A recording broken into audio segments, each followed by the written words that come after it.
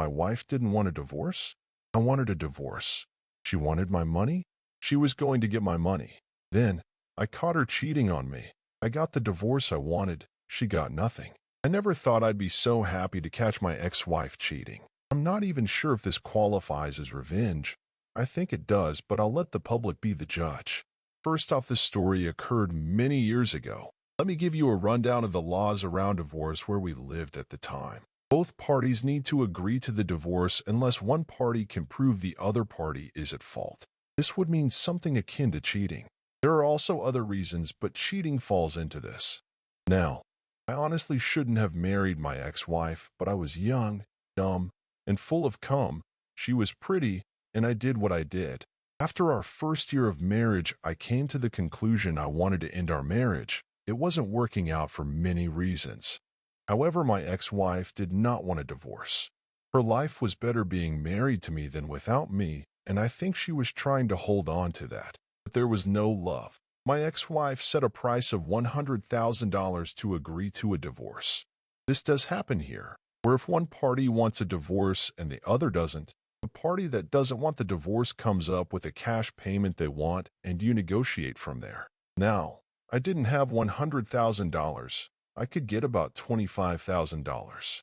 And I was willing to pay that. Also, we had no kids. We didn't own anything together etc. We spent a long time going back and forth over money and how much I'd pay her to divorce me. She finally agreed. I was thrilled. I was so happy. I decided I would go out and celebrate, and that night the stars aligned. Now, to give you an idea of utterly lucky I am about to get, we lived in a city about the size of Chicago, many millions of people, lots of places to go. My friend took me to a new bar in a part of the city I had never been to before.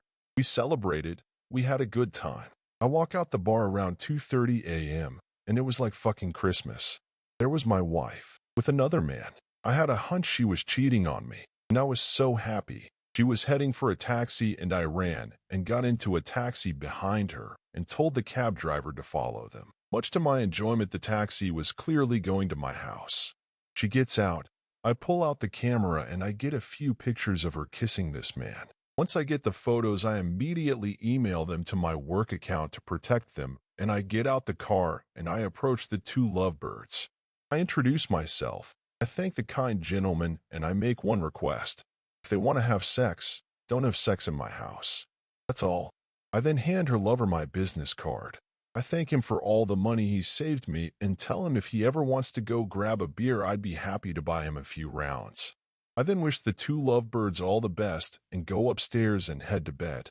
To say my ex-wife was livid was understatement. However, the next morning she pointed out something, and I have no idea how strong her argument could be in a courtroom, but it did concern me. She said since we already agreed to divorce, it wasn't really cheating, and I would still have to pay her. Well, that afternoon I get a phone call. It's my ex-wife boyfriend. He apologized for sleeping with my ex-wife. I told him no worries. He then said he'd like to talk to me. We agree to meet up, and we do. Turns out he had previously been cheated on, and apparently my ex-wife lied to him about her relationship status. She said we were waiting for our divorce to be finalized, which was not true, and that she didn't live with me anymore, which was not true. He also asked me if I had sex with her in the last 6 months, and I said I did. Turns out their relationship had begun about 6 months prior, and they were sexually active with each other. And she told him she wasn't having sex with anyone, especially me. Whoops.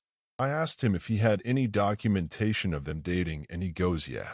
He ended up sending me all the pictures he took of them together, some of which included him kissing her etc. He also sent me numerous screenshots of text messages between her and him, some of which included her clearly lying about her relationship status with me. I put all of this in a folder and backed it up to numerous places to include a USB drive which I hide in my office at work in case she found a way to delete the data, which she never did. I then went to my ex-wife and I had to sit down with her. I went over the mountain of evidence I had against her. Option A, she agreed to a non-contested divorce. I will give her 30 days to move out. She gets nothing from me, and I get nothing from her.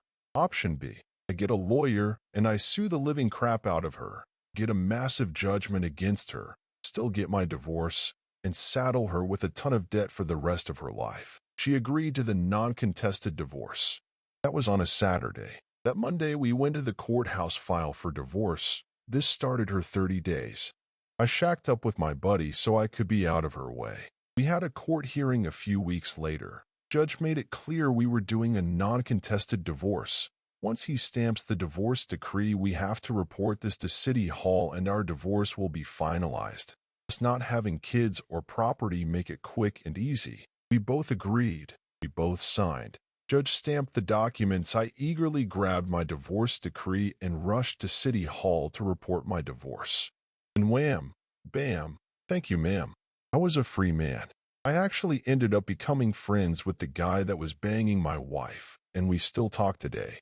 Although, over COVID-19 pandemic our relationship got distant, but not because of a falling out or anything, just not talking to each other.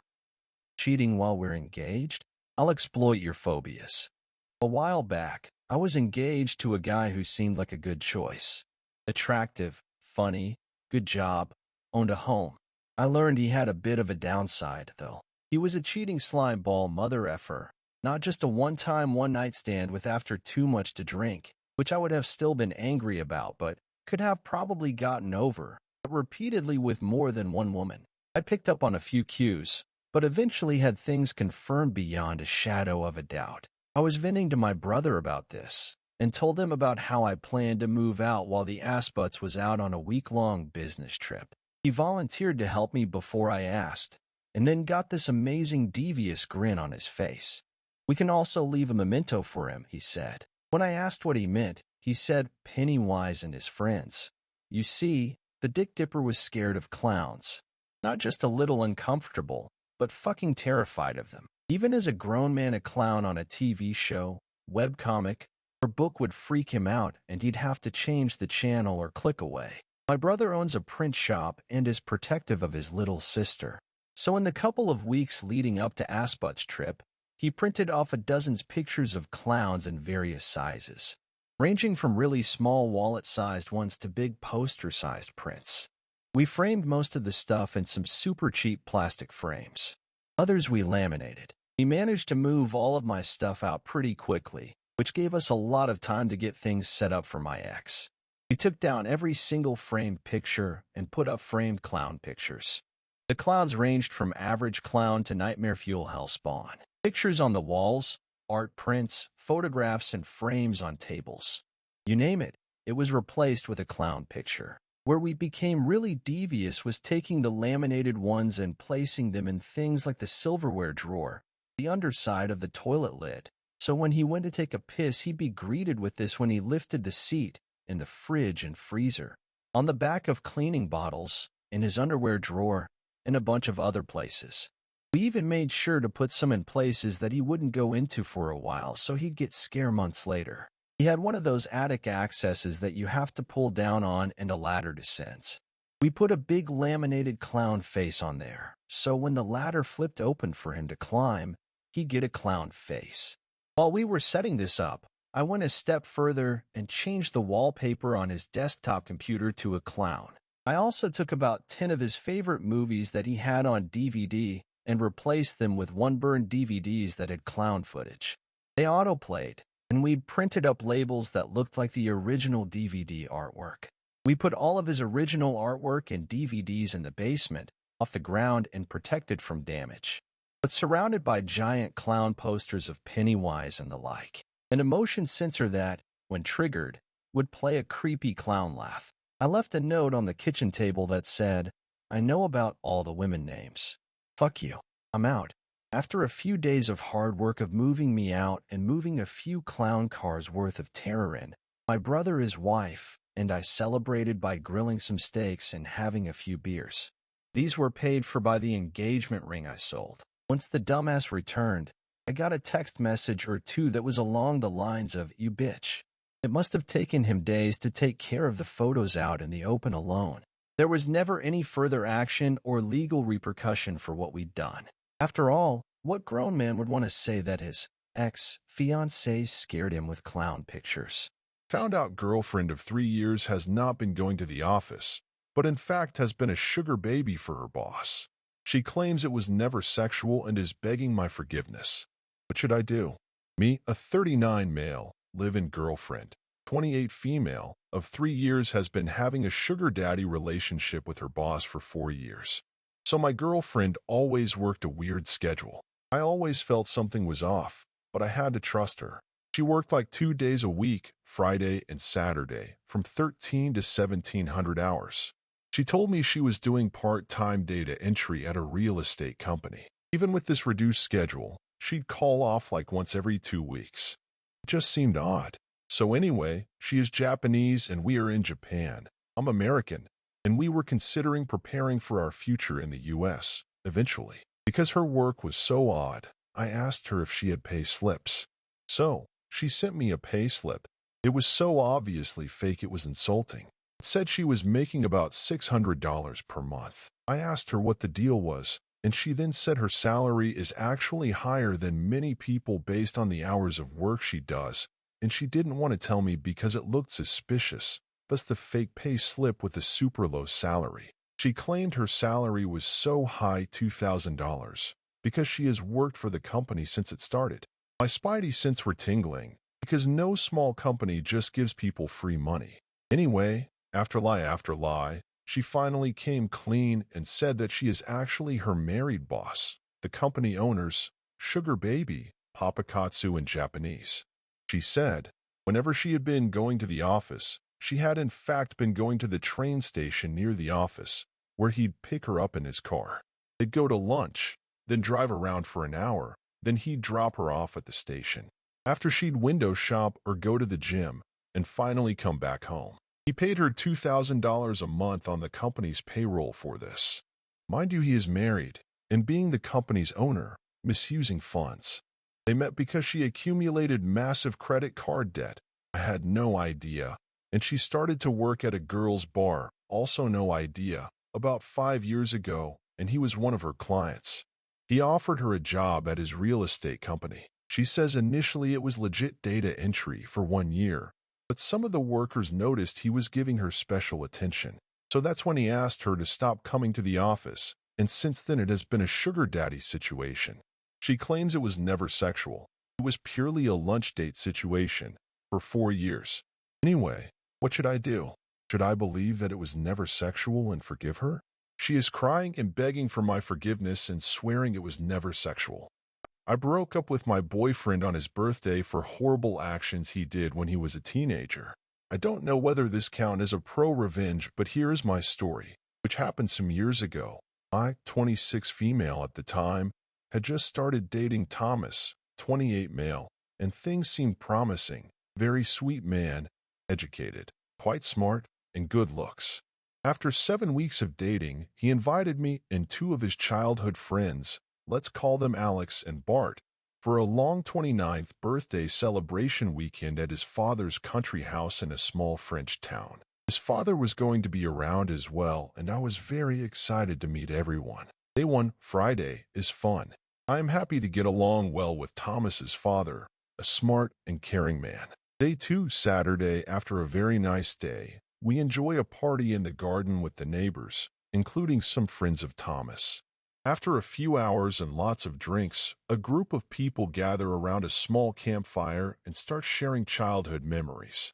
This is where things go wrong. At first, of course, innocent and dumb stories as you would expect, but then Thomas and his friends started sharing really sick stuff. In particular, they told a story about how, when they were 14 or 15 years old, they found very amusing to bully for almost 6 months. Arthur, a boy of their school who was very isolated and shy, making jokes, calling names, you name it. As if this was not enough, they created a fake girl profile on MSN Messenger, a computer platform to exchange live messages that we used in the years 2000s, and spent effing months exchanging messages with him under the false girl identity, flirting and developing a false relationship with the poor boy. Some people were in the confidence at school, and it became a big and cruel joke behind Arthur's back. They used pictures of Bart's real cousin, and the boy truly thought he had some kind of online girlfriend to whom he even sent confessions and love messages.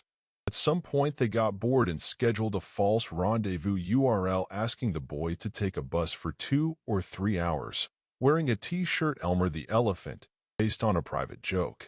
Obviously, there was no one waiting for him, and they did not know how long he waited over there by himself. If Arthur had not already understood what was going on, he found out the next day at school after Thomas and Bart told the story to everyone and even shared the love messages that Arthur had been writing. The poor boy stopped coming to class and apparently changed school, and it is easy to imagine that this must have been extremely traumatizing to him. Do you think that Thomas, Alex, and Bart had any bit of shame about it? Not a bit of remorse, in particular on Thomas and Bart's side. They kept making jokes about it, and even seemed to regret that they were not good enough at being evil to convince the boy to send nudes or sexy pics. I don't even want to imagine what would have happened if he had done. To say that I felt uncomfortable would be a gross understatement. I was absolutely horrified and started to despise Thomas more than anything. I was not the only one shocked. Thomas's father, who heard the end of the story, had the most disappointed look in the eyes. His stupid son was so drunk that he did not even notice it. I escaped the party immediately after that and got back to the house.